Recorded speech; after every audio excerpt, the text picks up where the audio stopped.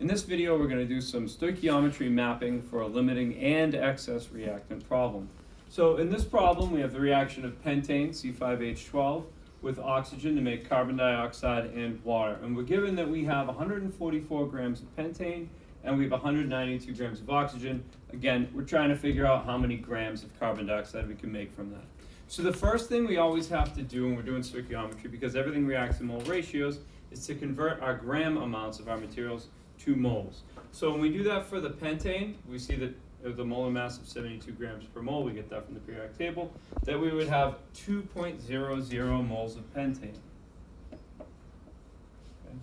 When we do that for the oxygen, with a molar mass of 32 grams per mole, because it's diatomic, we see that we have 6.00 moles of the oxygen. Now, you'd be tempted to think that pentane would be your limiting reactant because you have less moles of it.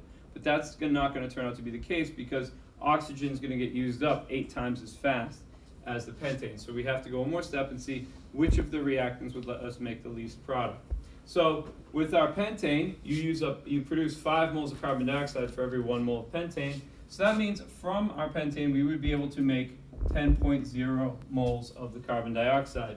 However, from our 6 moles of O2, since you get 5 moles of carbon dioxide for every 8 moles of oxygen, you would only be able to make 3.75 moles of the carbon dioxide. So that's going to be our molar theoretical yield. However, the question asked us to figure out how many grams that would be, and we would just multiply by the molar mass of carbon dioxide to get that the mass of CO2 would be 165 grams of CO2. So theoretically, from these masses of reactants, we should be able to make 165 grams of CO2.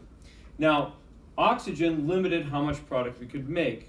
We could only make 3.7 moles of that, of the CO2 with the oxygen. However, 10 moles could have been made from our pentane. So this is actually not a legitimate value. The moles of moles you can get from oxygen from pentane won't happen. The oxygen is your limiting reactant.